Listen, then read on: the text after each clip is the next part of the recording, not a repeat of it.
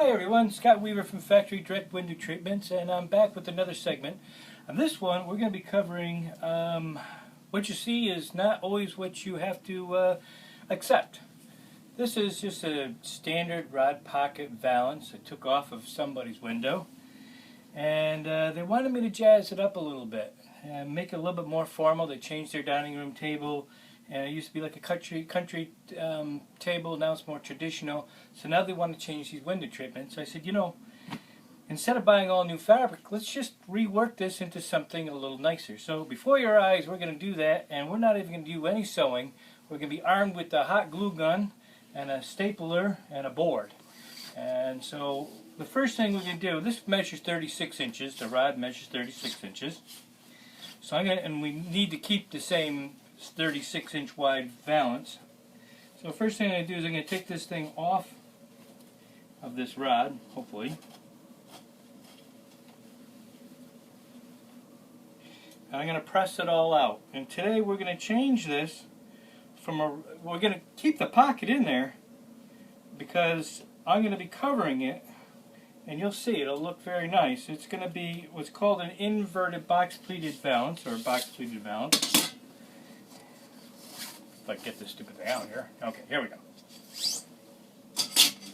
Now what you want to do in this case,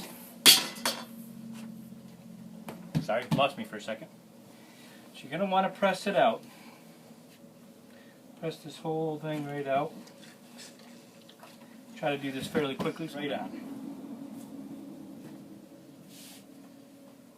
What you want to do is flip the end in a little bit, bend it in, put a little dab of glue so you don't have a raw edge.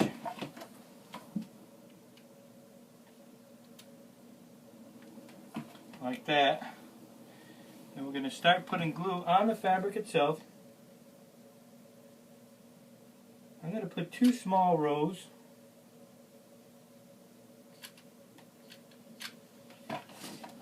You don't want to go much more than 12 inches or so. You want that glue to set up.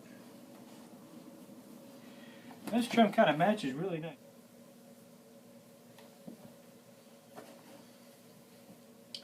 And when you get to the other end here,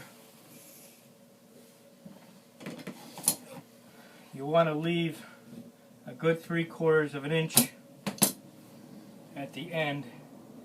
And again, you'll want to tuck in, glue it at the end right here, and then finish it off like that. Now we've got all our trim on.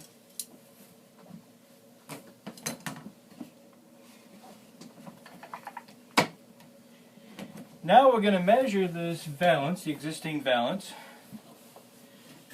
to see how much fabric we have, see how much we have to pleat it.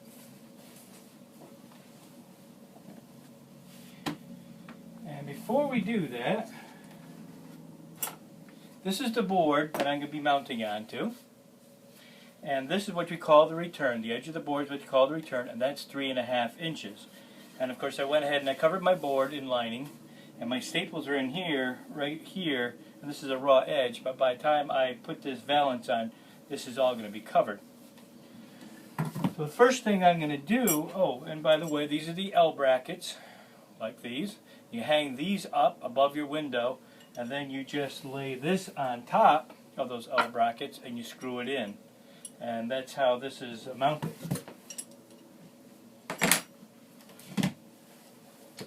So I'm going to go ahead and mark off of this my 3.5 inches for my return.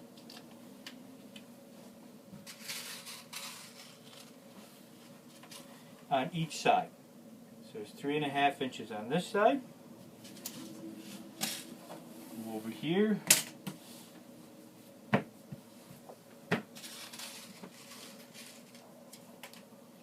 Mark off on this side, 3.5 inches. Now we're turning this into a box pleated valance, or some people call it inverted box pleated valance. And I have to also contend with the center seam. There's a center seam right here. It's not even matched.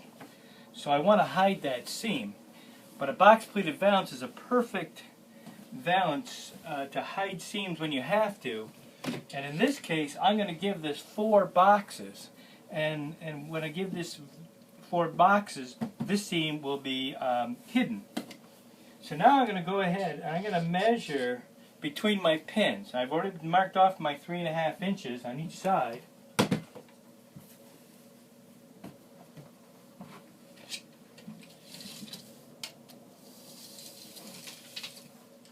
And I end up with 91 inches.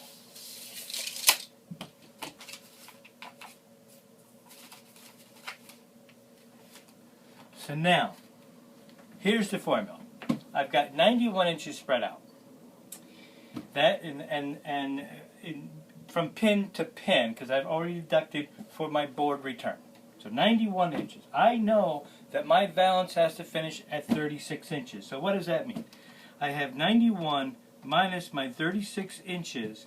That leaves me 55 inches of material that I have to lose. I have to pleat it down to. If I have 4 9-inch boxes, I'm going to have 5 pleats. So if I have 5 pleats and I got 55 inches and I'm going to divide that by 5, I'm going to come out with 11-inch pleats. So I'm going to have a 9-inch box with an 11-inch pleat. So this is what I'm going to do. At my return, I'm going to start with my return. You can start left or right, it doesn't matter. I'm going to take a pin, and this is going to be my first pleat right here, and it's 11 inches, as I said. And then I'm going to put another pin at 5.5 inches. Bear with me, you'll understand this in a minute. Now my first box is going to be 9 inches. Then I'm going to go back to my 11. The 11 inches that I'm calculating here, that's what I have to lose in fabric.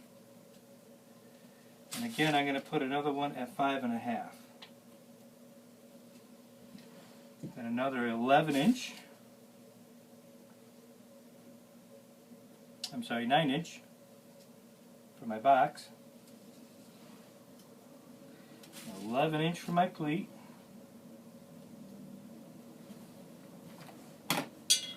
Then another pin in between the 5.5, and you can see, if you can see this, I'm right at that seam, which is good. Another 9 inches.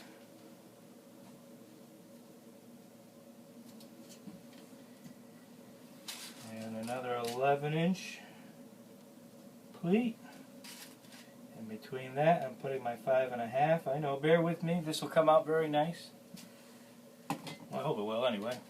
Should. Another 9-inch. And my last is 11 inches with a 5.5 inch in between. Now I'm going to go ahead and pleat this, starting on this end.